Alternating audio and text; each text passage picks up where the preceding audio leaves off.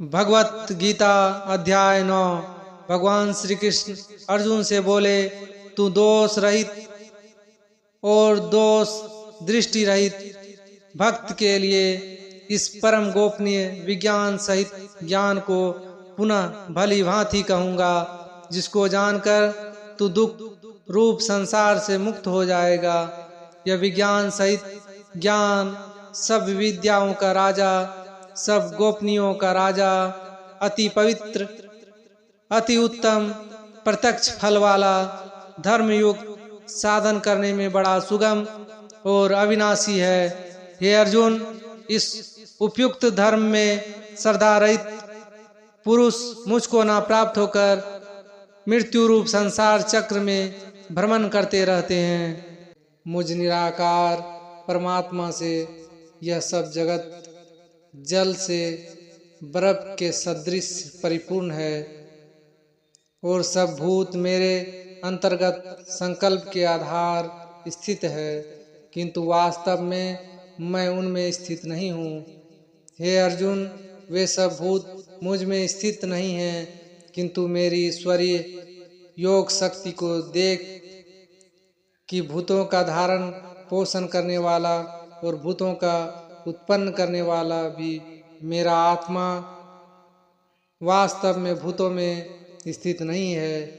हे अर्जुन, जैसे आकाश से उत्पन्न सर्वत्र विचरने वाला महान वायु सदा आकाश में स्थित है, वैसे ही मेरे संकल्प द्वारा उत्पन्न होने से संपूर्ण भूत मुझ में स्थित है, ऐसा जान। हे अर्जुन, कल्पों के अनंत में सब भूत मेरी प्रकृति को प्राप्त होते हैं, अर्थात प्रकृति में लीन होते हैं, और कल्पों के आदि में उनको मैं फिर रचता हूँ। अपनी प्रकृति को अंगीकार करके स्वभाव के बल से उत्पन्न हुए संपूर्ण भूत समुदाय को बार बार उनके कर्मों के अनुसार रचता हूँ। हे अर्जुन, उस कर्मों में आसक्ति रहित और उदासीन के सदृश स्थित मुझ परमात्मा को और मुझ परमात्मा में कर्म नहीं बंधते। हे अर्जुन, मुझ अधिष्ठाता के साकार से प्राप्ति और प्रकृति चराचर रहित और चराचर सहित सर्व जगत को रचती है, और इस हेतु से ही यह संसार चक्र घूम रहा है। हे अर्जुन, मेरे परम भाव को ना जानने वाला मूढ़ लोग मनुष्य का शरीर धारण करने वाले मुझ संपूर्ण भूतों के महान ईश्वर को तुच्छ समझते हैं, अर्थात अपनी योग माया से संसार के उद्धार के लिए मनुष्य रूप में विचरते हुए मुझ परमेश्वर को साधारण मनुष्य मानते हैं। हे अर्जुन, वे व्यर्थ आशा, व्यर्थ काम और व्यर्थ ज्ञान वाले विवक्षित और चित्त अज्ञानी जन राक्षसी, आसुरी और मोहिनी प्रकृति को ही धारण किए रहते हैं। परंतु हे कुंती पुत्र, देवी प्रकृति के आश्रित महात्मा जन मुझको सब भूतों का सनातन कारण और नाश रहित अक्षर स्वरूप जानकर अनन्य मन से युक्त होकर निरंतर भजते हैं।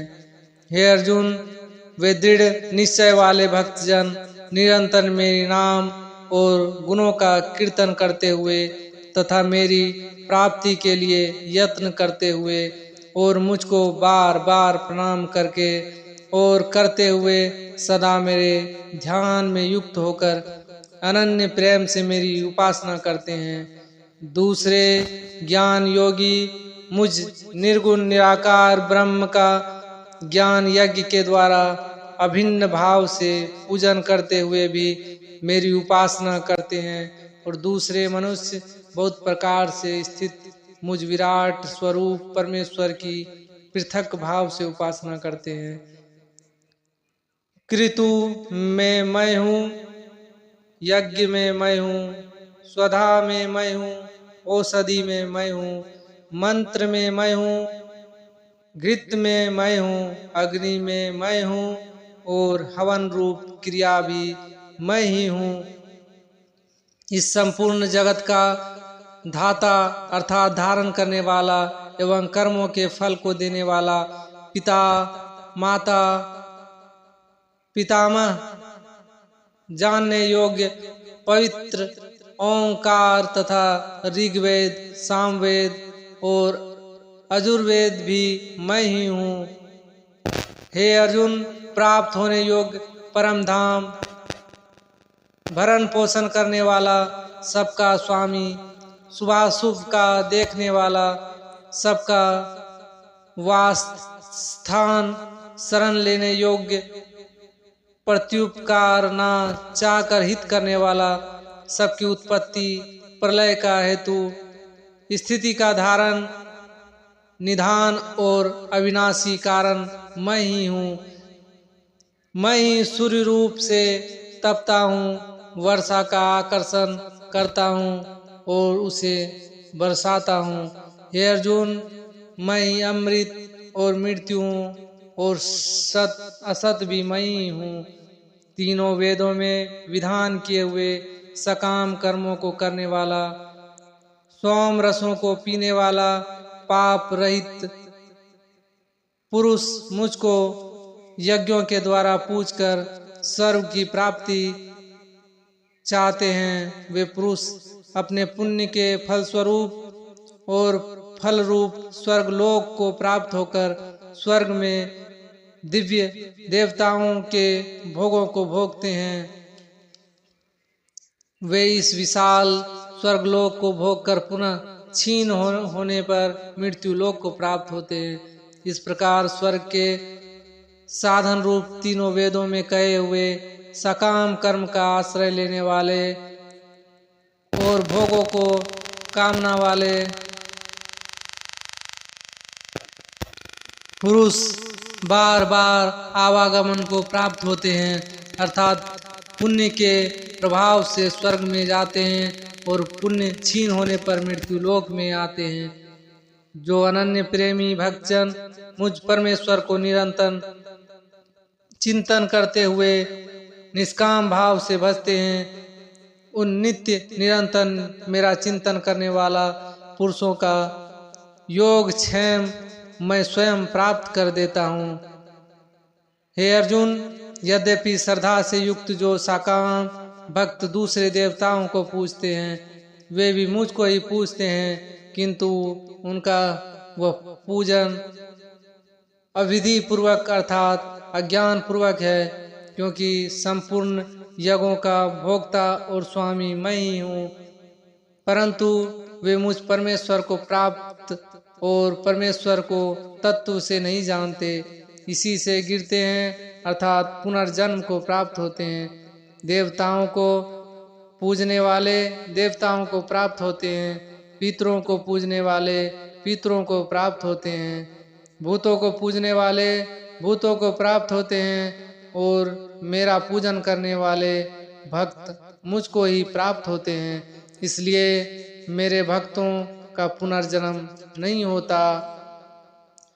वे कोई भक्त मेरे लिए प्रेम से पत्र, पुष्प, फल, जल आदि अर्पण करता है, उस शुद्ध बुद्धि निष्काम प्रेमी भक्त का प्रेम पूर्वक अर्पण किया हुआ वह पत्र, पुष्प आदि में सगुण रूप से प्रकट होकर प्रीति सहित खाता हूँ।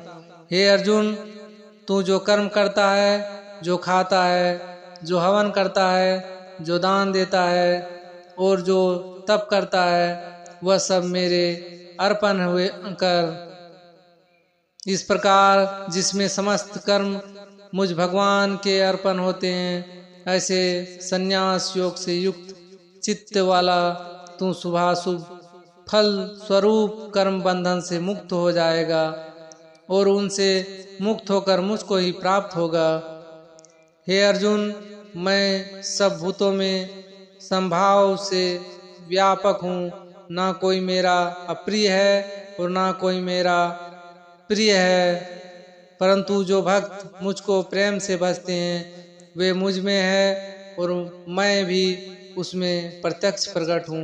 यदि कोई अतिशय दुराचारी भी अनन्य भाव से मेरा भक्त होकर मुझको भजता है तो वह साधु ही मानने योग्य है, क्योंकि वह यथार्थ निश्चय वाला है, अर्थात उनमें भली भांति निश्चय कर लिया है कि परमेश्वर के भजन के समय अन्य कुछ भी नहीं है।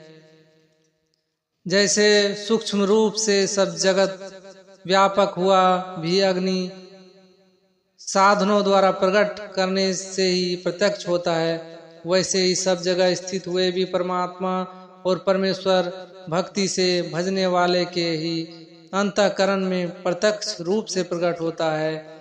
हे अर्जुन, वह शीघ्र ही धर्मात्मा हो जाता है और सदा रहने वाली परम शांति को प्राप्त होता है। हे अर्जुन, तू निश्चय पूर्वक सत्य जान कि मेरा भक्त नष्ट नहीं होता। हे अर्जुन, स्त्री, वैश्य, शूद्र तथा पाप योनि, चांडाल आदि जो कोई भी हो वे भी मेरे शरण होकर परम गति को ही प्राप्त होते हैं। फिर इसमें कहना ही क्या है, जो पुण्यशील ब्राह्मण तथा राजसी भक्तजन मेरी शरण होकर परम गति को प्राप्त होते हैं। इसलिए तू सुख रहित और क्षणभंगुर इस मनुष्य शरीर को प्राप्त होकर निरंतर मेरा ही भजन कर। मुझ में मन वाला हो, मेरा भक्त बन, मेरा पूजन करने वाला हो, मुझको प्रणाम कर। इस प्रकार आत्मा को मुझ में नियुक्त करके मेरा परायण होकर तू मुझको ही प्राप्त होगा।